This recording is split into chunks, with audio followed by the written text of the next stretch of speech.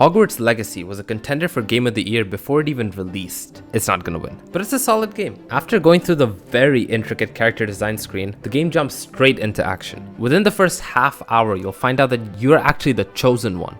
Whoa! But you also get a hint to the beautiful world and the story, which I liked, but it is very slow. Not for those with the TikTok attention span. Personally, I never liked Harry Potter, never liked fucking England, and I definitely never liked J.K. Rowling. But I love nothing more than a game I can get fully immersed in. And the trailers look pretty convincing. I know people were fuming when this game released, and I get where they're coming from. But J.K. Rowling is a billionaire, man. Whatever she makes from the game is barely a drop in the bucket. And she wasn't even involved in the development, so I don't feel guilty praising things like Hogwarts itself. Oh my god. The stairs that fly in as you use them, the paintings that play banging music, literally everything else. I don't think many would disagree with the idea that the castle looked and felt fire. The open world was beautiful too. Not as densely packed with content like Breath of the Wild, for example, but that's a very high bar to set. This was definitely sufficient. I think many people's preconceived notions made their opinions on the game way harsher than they should have been. The combat was a big one. It's obviously not as flashy as something like Devil May Cry 5. Like in that game, you uppercut a guy, jump with him, spin around, give him a little spank, and then call his mother a slur, all in the span of 0.6 seconds. You're not gonna see that here. The combos in this game are simple and satisfying.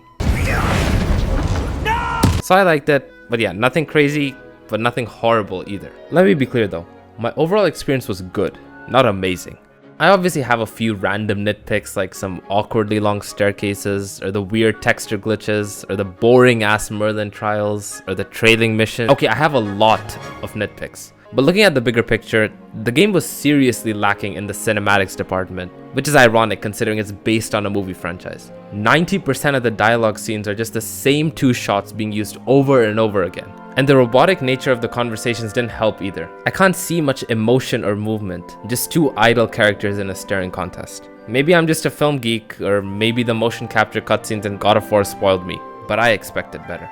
Another thing that probably only affected me since I never watched the movies was the depth of the fantasy element, which made some of the expressions sound goofy. What in Merlin's name? Merlin's beard. Godric's heart. Like someone can die and they'll do this funny little stance and be like, "Oh, Brock's cock, I cannot believe it." Enemy variety is pathetic. You can actually count them on one hand. But the enemies that do exist are pretty cool. What's not cool is the fact that you can't progress the main story if you don't meet the level requirements. It really interrupted the pacing for me. But I enjoyed some of the side quests I was forced to do, so I'm conflicted. You may have noticed the pattern. Every good thing about the game is accompanied by some caveat. Unless you're a die-hard Harry Potter fan, nothing will blow you away. And yeah, some beasts are pretty cute, but they don't make up for the fact that your character, the only thing that isn't a literal NPC, has the most NPC personality of all. As for the other characters, Ravenclaws are all dweebs and nerds, you know, waking up with the quadratic formula song as their alarm. Slytherins are probably watching Andrew Tate right now, and the other two houses are irrelevant. The reason I call this game a masterpiece in the title is because